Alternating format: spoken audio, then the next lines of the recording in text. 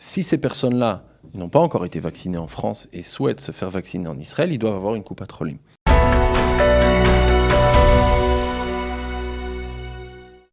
Nous avons le plaisir d'accueillir en plateau, mais oui, nous sommes tous les deux vaccinés. Voilà, donc les émissions en plateau vont pouvoir tout doucement reprendre.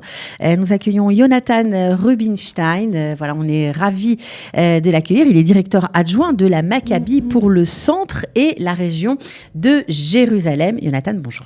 Bonjour Cathy, bonjour à tous les auditeurs. Ça fait longtemps qu'on ne s'est pas retrouvés comme ça. Un an, plus d'un an. Ça fait plaisir. Voilà, 3 semaines après ma prise de fonction à la Maccabi, c'était notre dernière émission ensemble. C'est très émouvant de revenir ici, vacciné à plus de 2 mètres. Voilà, alors justement, on va profiter de ta présence pour faire un petit point chiffré sur les vaccins. On en est où aujourd'hui rapidement, parce qu'on a plein de questions à te poser. En 4 chiffres, dans le monde, plus de 350 millions de personnes se sont fait vacciner. En Israël, c'est plus de 9,5 millions de personnes, dont 5 millions, plus de 5 200 000 avec la première dose, 4 180 000 deuxième dose. Les chiffres sont exacts ce matin. Et drill down à la Maccabi, on a vacciné plus de 2,5 millions de personnes, et sur la région de Jérusalem et de la Shfela, on est à plus de 600 000 personnes vaccinées aujourd'hui. Ok, alors est-ce qu'il y a, comme on a entendu un petit peu fuiter dans la presse, un déficit de la population jeune qui ne va pas encore se faire vacciner ? Oui, tout à fait. On le voit, on le ressent. Alors, un petit peu plus ces dernières semaines parce que les gens voient que le vaccin est efficace, notamment Purim. L'année dernière, vous vous rappelez que Purim a été le point de lancement de toutes les vagues, finalement, la première vague de propagation massive du corona. On pensait que cette année à Purim, ce serait de nouveau le pivot test. Et on se rend compte, maintenant nous sommes plus de 2 semaines après, que les grandes manifestations qu'il y a pu avoir... que ce soit dans la société orthodoxe ou dans la société générale, au jour d'aujourd'hui, avec précaution, mais on est en train de voir qu'il n'y a pas eu, pour l'instant, de vague de relancement, de propagation du corona. Donc les gens continuent à se faire vacciner, c'est bien, c'est une bonne chose, mais on n'y est pas encore. On n'y est pas encore. La jeunesse refuse d'aller en masse se faire vacciner. Il y a des parties de la population et pas forcément aux extrêmes, qui ne veut pas se faire vacciner. On le voit, on fait des appels téléphoniques à nos membres, à nos patients, et on leur demande, que ce soit toutes les équipes médicales, secrétariat, etc., on entend toutes les raisons possibles et imaginables pourquoi ne pas se faire vacciner. Alors, c'est pas la masse, d'accord.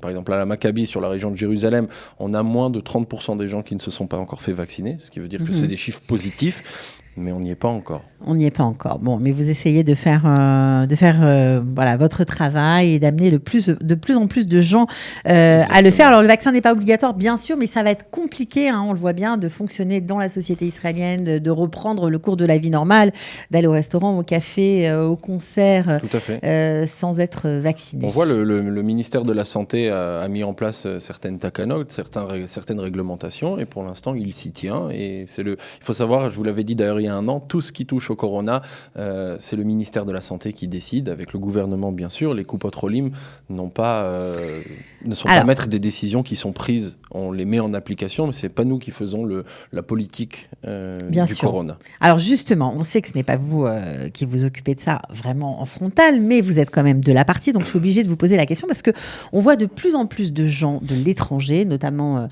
des juifs, mais pas que, qui veulent venir en Israël pour se faire vacciner parce que la pénurie de vaccins en Europe est assez catastrophique, notamment en France. On voit l'Italie qui s'est reconfinée ce matin. Et donc, ça fait rêver, franchement, de voir Israël, de nous voir reprendre le cours de notre vie normale. Ils veulent, eux aussi, participer, se faire vacciner, quitte à payer très cher. Est-ce que c'est possible ? Alors, d'abord, mon côté tunisien vous dira qu'il ne faut pas non plus mettre l'œil. Effectivement, Israël est un phare pour les nations. Pour l'instant. Et pour l'instant, on ne sait pas combien de temps ça va durer, parce qu'après, on en parlera peut-être après, mais les dates d'expiration des vaccins, c'est 6 mois, hein, donc on verra ce que ça va donner, mais recentrons-nous sur le tourisme médical. Il est vrai qu'Israël, il y a toute cette polémique autour du fait qu'Israël veuille faire sortir les vaccins en dehors d'Israël pour des pays, etc. Il y a une possibilité de se faire vacciner en Israël quand on n'est pas israélien. Il s'agit vous habitez en Israël, vous êtes touriste ou vous êtes ce qu'on appelle Toshav Keva ou Toshav Aray. Donc ça, c'est pour ceux qui sont résidents en Israël, mais qui n'ont pas la nationalité. Ça, c'est très important. Nationalité, ou par exemple les jeunes qui viennent, qui font partie d'un programme Massa, où tous les travailleurs étrangers, les assistants des personnes âgées, les Philippins, etc. Vous pouvez vous faire vacciner en Israël, c'est tout à fait gratuitement possible. La vaccination est gratuite. Même si on n'est pas israélien. Vous n'achetez pas le vaccin, vous êtes membre d'une Coupat Cholim en tant qu'étranger, ou vous êtes affilié à une société d'assurance qui vous donne une assurance médicale, et dans les termes de votre contrat d'assurance, vous vous faites vacciner. Par exemple, toutes les Coupat Cholim ont un programme pour les étrangers qui veulent avoir une assurance médicale en Israël. Ça fait des années que ça existe. Alors ces gens-là doivent payer, d'accord, puisqu'en Israël... C'est assez cher, je crois. Je n'ai pas les prix exacts, mais effectivement, parce que c'est en fonction de votre âge, de votre situation c'est au moins, médicale, c'est plus de 1000 shekels par mois, je crois. Je ne peux pas vous dire le prix exact, mais je pense que c'est un prix assez élevé. C'est comme une assurance médicale quand vous partez en voyage. Fut un temps, on partait en voyage, vous prenez une assurance médicale, effectivement, ça a un coût. Un Israélien qui paye son bitoir Lomi ne paye pas sa Coupat Cholim. Une fois que vous êtes au sein de la Coupat Cholim, le vaccin, vous êtes vacciné. Ok, alors ça on a compris, c'est plus ou moins réglé comme situation, c'est les étrangers qui vivent en Israël, et il y a des moyens de se faire vacciner comme les autres. Avec des conditions différentes, mais disons que ça c'est possible. Maintenant, pour ceux qui sont à l'étranger, qui ne sont pas israéliens, qui ne vivent pas en Israël, mais qui ont de la famille ici et qui rêvent de faire comme nous tout simplement, qui estiment que ce n'est pas normal de ne pas être vacciné, qui veulent venir, comment on fait ? On entend il y a des sons de cloche, il y a des demandes qui sont faites, mais il faut savoir que d'abord vous avez un premier barrage, c'est que quelqu'un qui n'est pas israélien, il doit passer une commission pour rentrer en Israël. Jusqu'à peu, même les Israéliens devaient passer une commission pour rentrer en Israël. Aujourd'hui, cette commission a été pour l'instant enlevé pour les Israéliens qui souhaitent rentrer, pas pour ceux qui souhaitent sortir, c'est important de le dire. Une fois que vous êtes en Israël, vous avez le temps de confinement, vous avez 10 jours ou 14 jours de bidoud, et seulement après, bien, il faudrait souscrire à une assurance médicale et qui pourrait vous donner la possibilité de vous faire vacciner. C'est-à-dire que ceux qui voudraient prendre la nationalité israélienne, alors pour d'autres raisons, mais aussi pour se faire vacciner, il y aura un temps de latence parce qu'il faut appartenir à une Coupat Cholim, à une caisse d'assurance maladie, avant d'avoir le droit de se faire vacciner. C'est ça ce que vous nous dites ? Prenons l'exemple de quelqu'un qui a fait sa Aliyah. On a vu cette opération extraordinaire de l'agent juif il y a 10 jours où ils ont réussi à faire venir un avion d'Olim. 150 Olim sont arrivés. Voilà, c'est mon ami Aria Bidbol, je le salue d'ici. Ces Olim-là arrivent en Israël. Peu importe à l'heure à laquelle ils arrivent, ils ont un confinement finalement. Bien sûr. Si ces personnes-là n'ont pas encore été vaccinées en France et souhaitent se faire vacciner en Israël, ils doivent avoir une Coupat Cholim. Au moment où ils sont en Israël, puisqu'ils ont le confinement, ils n'ont pas encore tous leurs papiers, leur Teudat Zehut, ils ont un document officiel du Bitoar Leumi, un document officiel du Misrad Apnim qu'ils ont reçu à leur arrivée à l'aéroport. Ce papier-là suffit pour être inscrits au moment où ils le souhaitent, au moment de leur arrivée dans une Coupat Cholim. C'est-à-dire que nous, on a mis ça en place. J'imagine que toutes les Coupotes le font. Je vais vous raconter ce qu'on fait à Maccabi avec Carole Azoulay, notamment sur la région. On dit aux Olim, avant leur Aliyah, dès que vous arrivez, vous avez vos papiers, on est en contact déjà depuis quelque temps. Faites-nous parvenir ces documents, même via un mail privé, via un WhatsApp. Nous, on les enverra au département d'inscription à la Maccabi, qui, dans les quelques heures, va se mettre en contact et transférer ces documents au Bitoar Leumi. Et ces personnes-là ont déjà une couverture médicale. C'est très important parce que ces gens-là ont besoin, s'ils veulent réduire leur bidou de leur temps de confinement à 10 jours, ils doivent faire le lendemain un PCR, s'ils ne l'ont pas fait à l'aéroport. Et surtout, au 9e jour, ils doivent faire un deuxième PCR pour sortir au 10e jour. Sinon, ils doivent avoir une attente de 14 jours. Et donc, si la personne est à la Maccabi ou dans une autre Coupat Cholim, je vous parle de ce que je connais. On ne fait pas ici de la publicité. Eh bien, dans les quelques heures après son atterrissage, il est israélien, il est dans une Coupat Cholim. On peut lui faire un rendez-vous téléphonique avec un médecin qui va lui préparer les ordonnances s'il a besoin, les médicaments, etc. Et on essaiera de lui faire parvenir tout ce dont il a besoin. Au 10e jour, lorsqu'il sera libéré avec 2 PCR négatifs, on peut lui prendre rendez-vous pour la vaccination, puisqu'il ne peut pas sortir de son confinement pour se faire vacciner. C'est comme ça que ça marche pour un relais Khadash. Oui, il y a un temps d'attente, mais il n'est pas très long. Court. Hein. Finalement, il n'est pas long, effectivement. Très court, d'accord. Bon, alors on va voir comment tout ça va être pris. Je voudrais revenir un petit peu sur les chiffres et on a entendu beaucoup de craintes du côté du secteur arabe qui a bien du mal à prendre le chemin des centres de vaccination. Effectivement, bien qu'il y a une tendance à la hausse ces dernières semaines, ces 15 derniers jours, ces 3 dernières semaines, effectivement aussi dans le monde ultra-orthodoxe, alors très partagé, puisque la majorité du monde orthodoxe s'est fait vacciner. C'était une décision des maîtres, des rabbins, et donc la grande majorité de la population orthodoxe s'est faite vacciner. Intéressant, dans le monde général, dans la population générale et ma sortie traditionnaliste, il y a aussi un nombre non négligeable de réticents. Ce qu'il faut savoir, c'est que ces 10 derniers jours, il y a les données de Pfizer qui sont sorties suite à cet accord sur lequel il y a eu polémique dans la presse, où Israël a donné les informations concernant les taux de réussite ou non de la vaccination.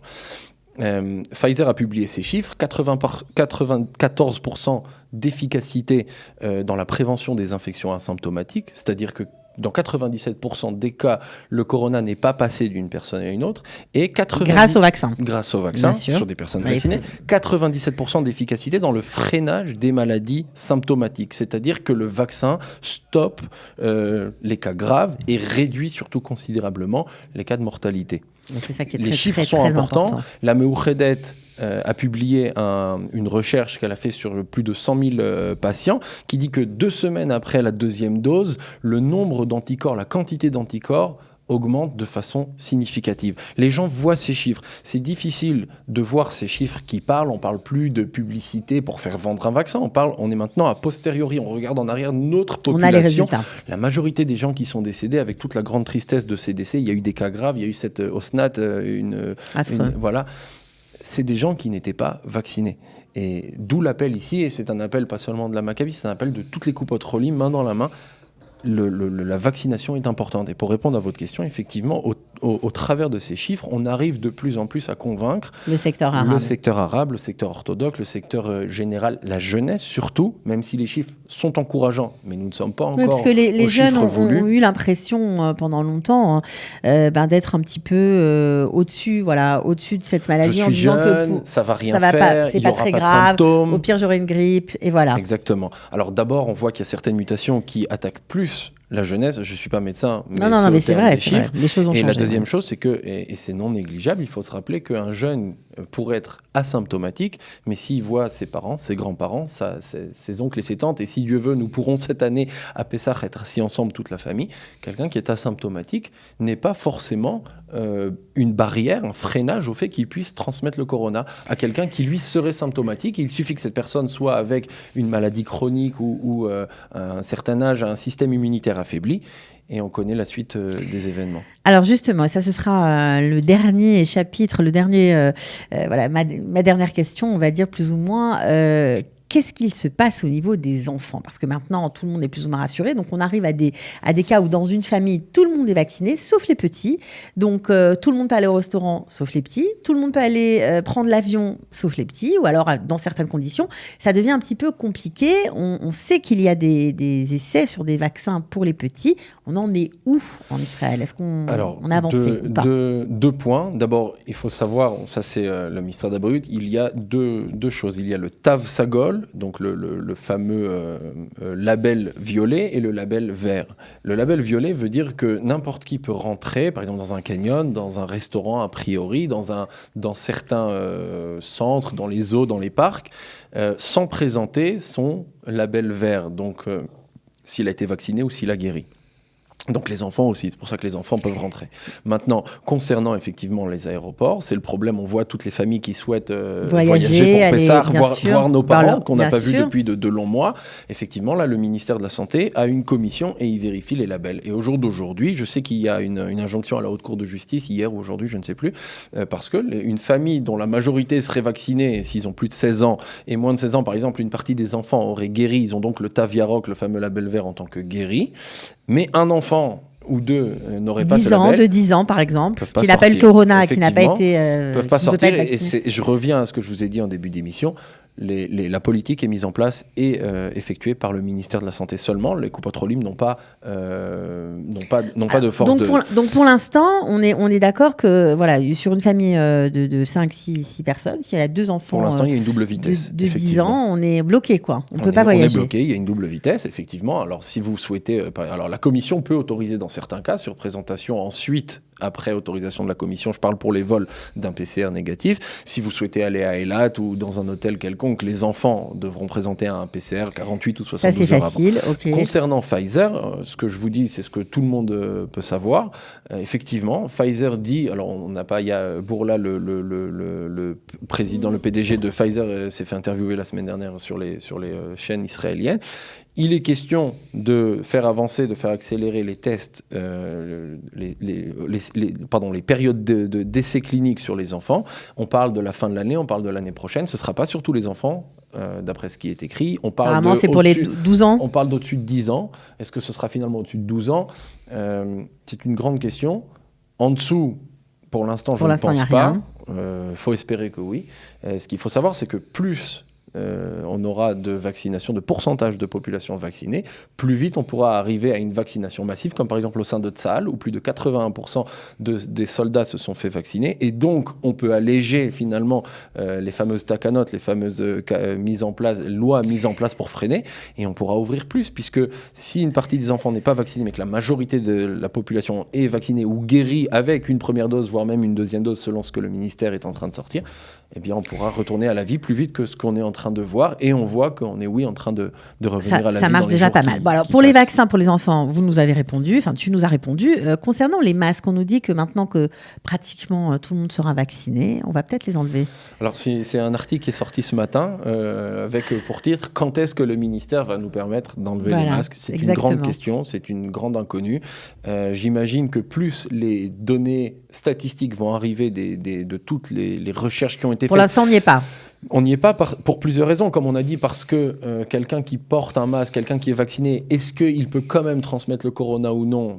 Pour l'instant, les scientifiques sont partagés. On est en train d'arriver à des statistiques. Quand on les aura, j'imagine que le ministère nous dira qu'est-ce qu'on peut faire. Ça, c'est une question d'ordre général.